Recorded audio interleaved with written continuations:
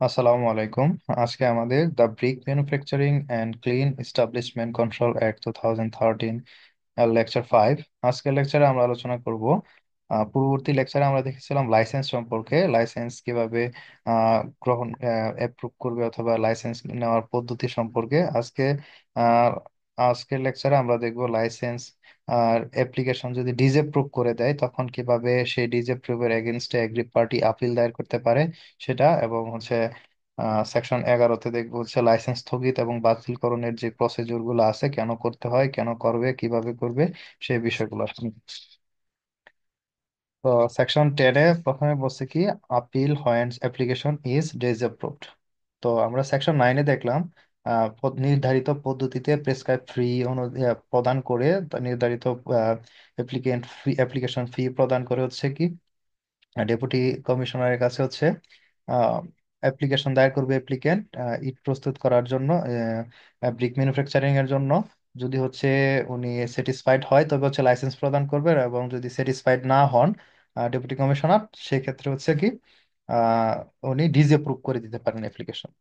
তো সেকশন 10-এ বলছে কি যে ডিসঅ্যাপ্রুভ যদি করে দেয় তবে অ্যাপ্লিকেন্টের যে কি প্রতিকার আছে সে প্রতিকারটা আপিল দায়ের করতে পারবে। তো সাবসেকশন 1-এ বলছে, if the application of licence under subsection 4 of section 9 or the application for renewal of license under subsection 9 of 9 is disapproved, মানে সেকশন 9-এ বলছে কি যে লাইসেন্স সম্পর্কে, লাইসেন্স প্রদানের যে বিষয়গুলো সম্পর্কে। তো সেকশন 9-এর সাবসেকশন 4-এ বলছে কি যদি ডেপুটি কমিশনার স্যাটিসফাইড না হন অ্যাপ্লিকেন্টের অ্যাপ্লিকেশনে, যেটা রিভিউ ইনকোয়ারি কমিটি দিবে, তবে তিনি সেই অ্যাপ্লিকেশন রিজেক্ট করে দিতে পারে। এবং সেকশন 9-এর সাবসেকশন 9 অনুযায়ী বলছে কি যে রিনুয়ালের অ্যাপ্লিকেশনটা যেটা করে আবার পুনরায় নবায়নের যে অ্যাপ্লিকেশনটা করে, সেই অ্যাপ্লিকেশনটাও যদি ডেপুটি কমিশনার ইনকোয়ারি কমিটির তদন্ত অনুযায়ী হচ্ছে স্যাটিসফাইড না হয়, উনি কি করে দিতে পারে, ডিসঅ্যাপ্রুভ করে দিতে পারে। এখন ডিসঅ্যাপ্রুভ হইলে কি করবে সেটা বলছে এখানে, the licensee may file appeal within 30 working days from the receiving of the disapproval order. তো এই ক্ষেত্রে যে আবেদন করছে লাইসেন্সের জন্য, লাইসেন্সি উনি আহ যেদিন ডিসঅ্যাপ্রুভ অর্ডারটা দিছেন ডেপুটি কমিশনার, ওই দিন থেকে 30 কর্মদিবসের মধ্যে আপিল দায়ের করবে। কার কাছে আপিল দায়ের করবে? To the divisional commissioner or additional divisional commissioner authorized by him against the order of disapproval in the prescribed manner with the prescribed fees, documents and information. এখানে বলছে কি যখন ডেপুটি কমিশনার আহ, তার লাইসেন্সের অ্যাপ্লিকেশনটা ডিসঅ্যাপ্রুভ করে দিবে, তখন সেই ক্ষেত্রে লাইসেন্সি যিনি আছেন, যিনি আবেদনকারী বা লাইসেন্সি, তিনি ডিভিশনাল কমিশনার যিনি আছেন ওনার কাছে, অথবা ডিভিশনাল কমিশনার যদি কোনো এডিশনাল ডিভিশনাল কমিশনার অ্যাপয়েন্ট করে দেয়, ক্ষমতা বা করে দেয়, তখন তার কাছে কি ওই ডেপুটি কমিশনার যে অ্যাপ্লিকেশনটা রিজেক্ট করে দিছে, ডিসঅ্যাপ্রুভ করে দিছে, তার ওই ডিসঅ্যাপ্রুভাল অর্ডারের এগেনস্টে কি 30 ওয়ার্কিং ডেজ এর মধ্যে আপিল দায়ের করবে। কে আপিল দায়ের করবে? লাইসেন্সি, যিনি লাইসেন্সের জন্য আপিল মানে প্রথমে অ্যাপ্লিকেশন করছেন, এবং ওই অ্যাপ্লিকেশনের কাছে নির্ধারিত প্রেসক্রাইব ফিস, তারপর ডকুমেন্টস এবং ইনফরমেশন ইত্যাদি সহ কি নির্ধারিত পদ্ধতিতে আবেদনটা দায়ের করবে। কিসে আবেদন দায়ের করবে? আপিলের আবেদন দায়ের করবে। কার কাছে দায়ের করবে? ডিভিশনাল কমিশনার অথবা এডিশনাল ডিভিশনাল কমিশনার, যাকে ডিভিশনাল কমিশনার অ্যাপয়েন্ট করছে, অথরাইজ করছে। তারপর বললো কি যে provided that if the applicant for reasonable causes fails to appeal within the mention time he may, mentioning the cause of delay, file appeal within additional 15 working days. এখানে বলছি কি যে যদি অ্যাপ্লিক্যান্ট কোন একটা রিজনেবল কারণের কারণে, মানে যথাযথ কারণ দেখাইতে পারে যে সে নির্ধারিত সময়ের মধ্যে আপিলটা দায়ের করতে পারে নাই, তবে সে কজ অফ ডিলে যেটা আছে সেটা প্রপার একটা রিজনেবল কারণ দেখায়া সে অতিরিক্ত 15 দিনের মধ্যে, 15 কর্মদিবসের মধ্যে কি আপিলের জন্য আপিল দায়ের করতে পারবে।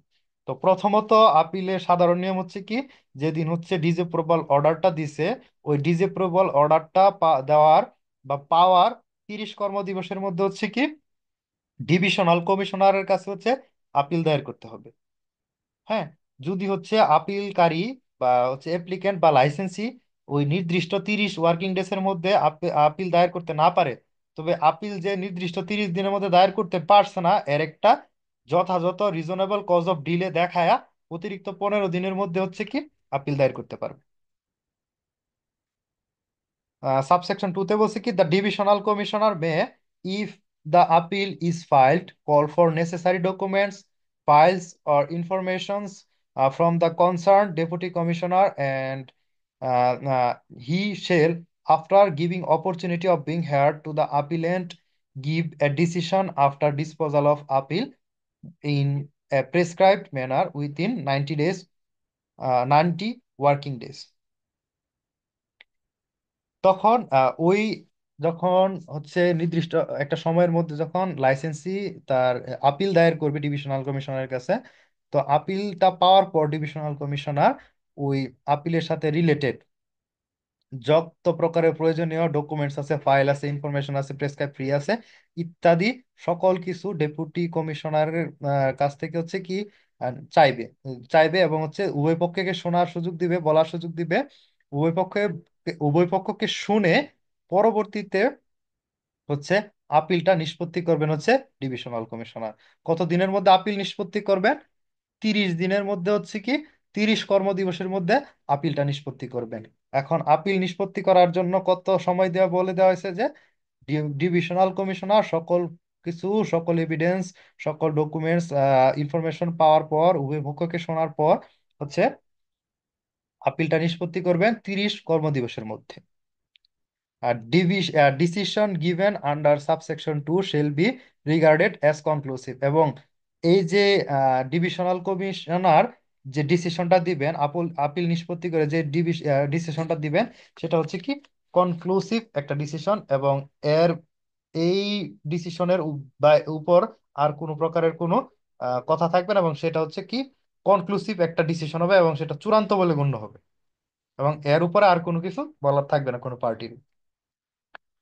এই হচ্ছে সেকশন 10, যেখানে বলছে আপিল, আপিল সম্পর্কে যে আপিল যদি হচ্ছে অ্যাপ্লিকেশন যদি হচ্ছে ডিসঅ্যাপ্রুভাল করে দেয় ডেপুটি কমিশনার, তবে এই অ্যাপ্লিকেন্ট হচ্ছে ডিভিশনাল কমিশনারের কাছে হচ্ছে আপিল দায়ের করতে পারবে নির্দিষ্ট 30 কর্মদিবসের মধ্যে।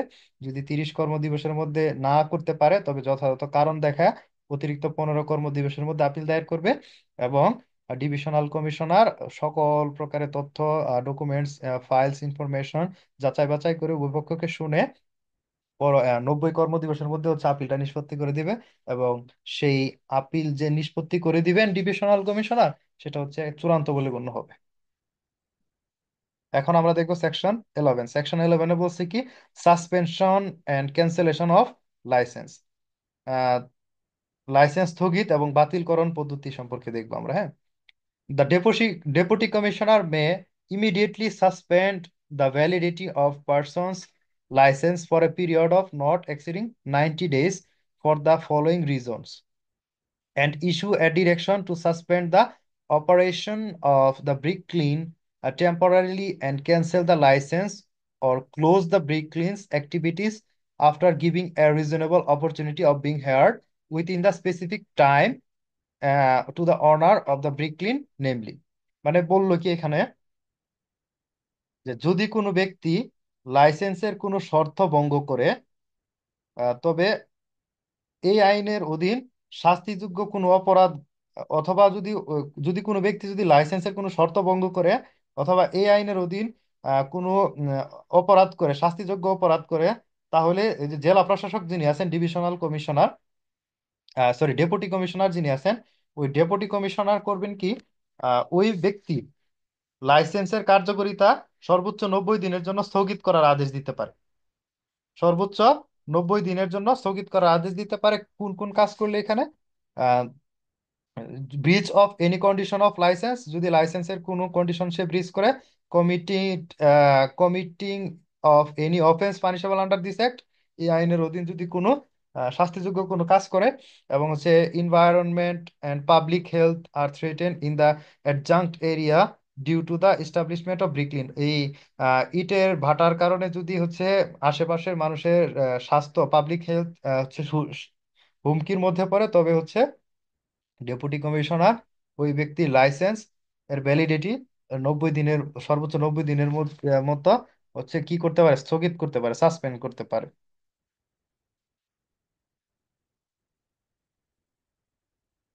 বা ইত্যাদি কারণে লাইসেন্স বাতিলও করে দিতে পারে। আজকের আলোচনা এতটুকুই। আজকে আমরা দেখলাম, প্রথমে দেখলাম হচ্ছে যদি হচ্ছে অ্যাপ্লিকেশন ডিসঅ্যাপ্রুভাল করে দেয় ডেপুটি কমিশনার, তবে কিভাবে আপিল করতে হবে।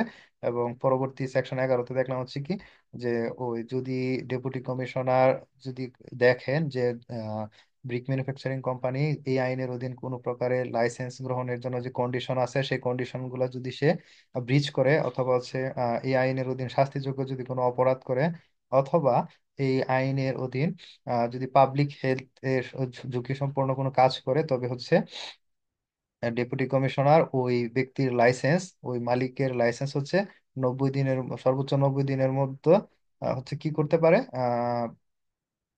সাসপেন্ড করে দিতে পারে, অথবা ক্যান্সেলও করে দিতে পারে, টেম্পোরারি ক্যান্সেলও করে দিতে পারে। ধন্যবাদ সবাইকে।